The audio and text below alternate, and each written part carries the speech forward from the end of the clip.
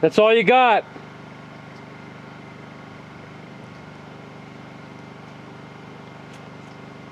So we're putting the lights in inside the mine today. Pretty easy job. We're just driving in regular wall anchors into the side of the fault wall. And we're just about ready to start running. We got our rock crusher going. We got a bigger one. It's the same Golden manufacturing. And then South Yuba's putting one together also, a different style, but it's still a jaw crusher.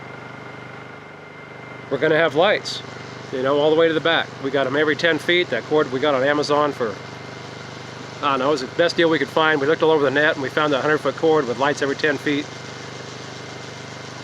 That way we can take it and put it in and also pull it out when we're done. And this is what we're doing, man. We're gold mining. Hard rock miner. Well, we got the lights in, which means we don't need these lights anymore. But that's good. Let's take a look.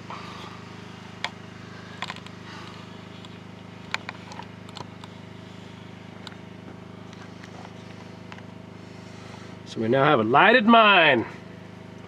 It is so awesome looking in. It is awesome looking. It is really awesome looking. Wow. Very impressive. That's all I can say.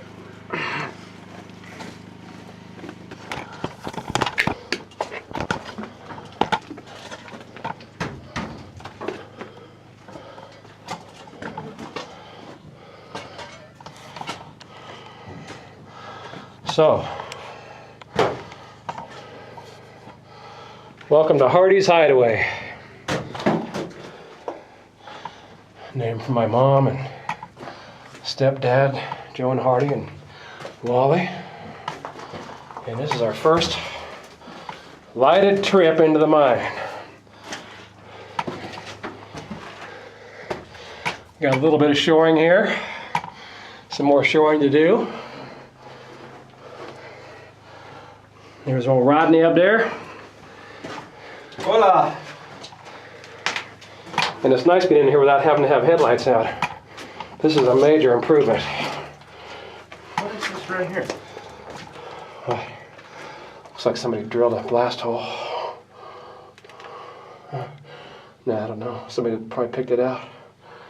What's this? Yeah, somebody did some picking.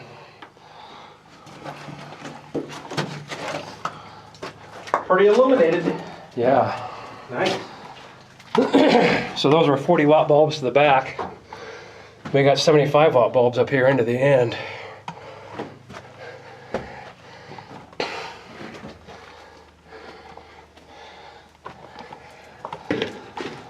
And you can see the rust. That's all rust.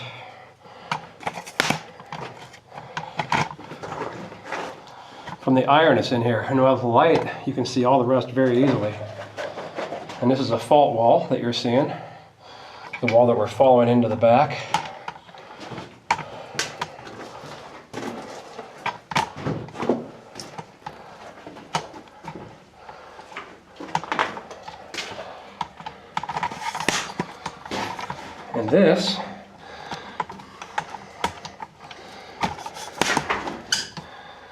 And this is the first trip in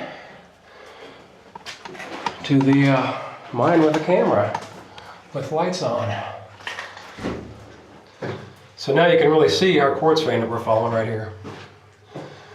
And it's, you know, anywhere from a foot to 2 feet thick.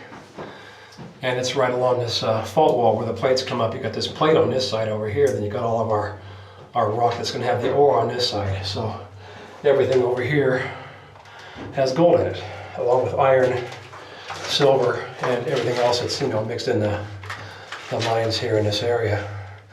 You know, Hollywood Boulevard. I know half you guys look me up and, you know, talk to me, and I just enjoy making these movies for you. And this is hard rock mining. So we've already come back a number of feet. We've got numbers of samples out of here. We've got some gold out of here. The gold is actually coming off the walls. Hold on a second.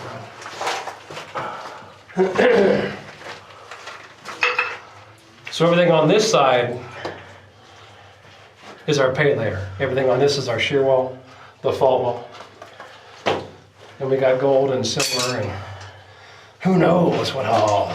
Gold, silver. Yeah, baby. So we're gonna do a little more drilling. So I'll show you that. We're at the end of the mine. Well, we're like 70 feet in, so that's not that far.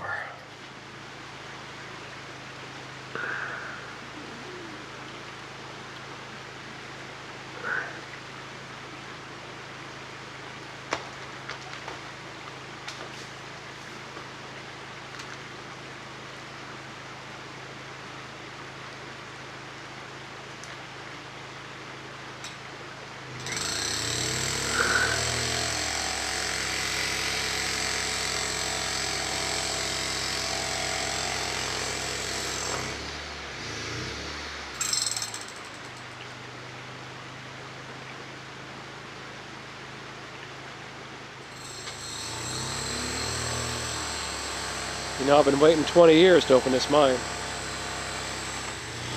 It used to be my great-grandfather's mine way back in the day. It was called the Mammoth. It's up here in the Allegheny district. You know, Hollywood Boulevard. It's funny, you know, because it's like years ago, the BLM, they started requiring you to put down exactly where your mine was. And, you know, I did it to all the miners. It's way back in the early 80s sometime, probably 82, 81, right in that area, 80. You know, when gold hit 800 an ounce, things changed back in those days. And BLM wanted to know exactly where your mine was. And so what happened here with this mine was that, you know, Grandpa had handed it down to Wally Hardy.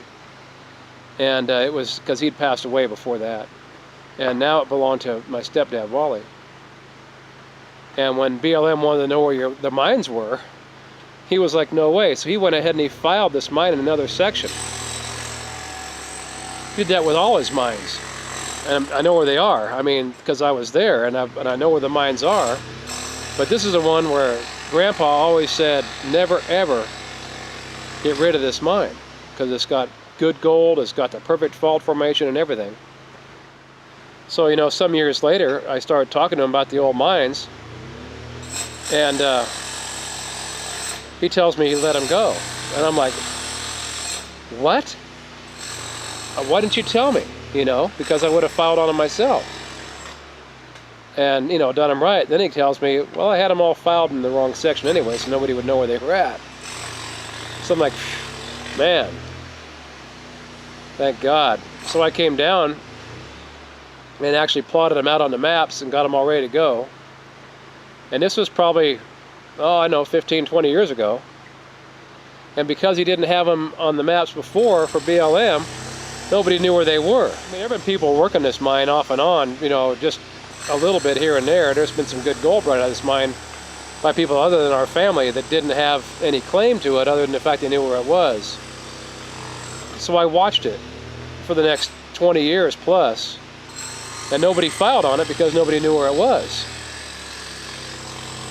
You know? So here it came, finally, it was my retirement time. I've been coming down here every year, maybe every 2 years to check on it, make sure it was still here, but buried because the front entrance was buried when we first started out.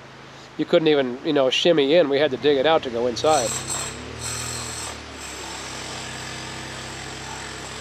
And we marked it on both sides, you know, and filed a tunnel claim, a load claim, which gives us 3,000 feet from the entrance and 1,500 feet either direction, something like that, if I remember right. And there's no problems. There's no other claims here that are valid in this area. And we're not on any other claim other than our own. We filed it perfectly. I took months and did the paperwork correctly. I actually tried getting a hold of all the claim owners. And I only got a hold of one of them, the placer claim owner, because they actually have the placer claim right here. And there was another one on file at BLM for the same area, but his claim isn't valid, and he doesn't know it. because the valid claims are from the 1970s, and he had filed over the top of one of my friends in 2008. So I tried contacting him and sent him an email and never got a return. And that's how we started this mine. So we came down, we plotted it out, we filed it, and now here we are working on it, opening it up. Got the lights in, got the pressure. What's up, Mr. Rodney? Oh, getting some of them big boulders out of the way so we can get a barrel out that entrance. Oh, cool.